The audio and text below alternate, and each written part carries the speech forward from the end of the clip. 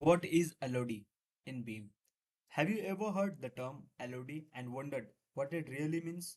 So, the LOD is level of development. It defines how much geometry and information a beam element contains at each stage of the project. Why is it important?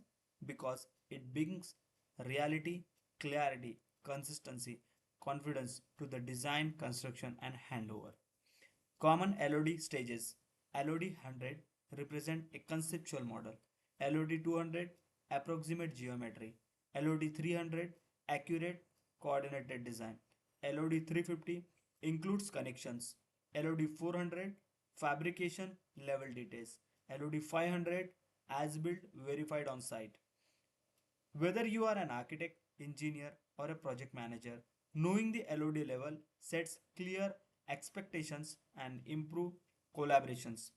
BIM is not just a 3D, it's a data rich modeling that evolves throughout the level.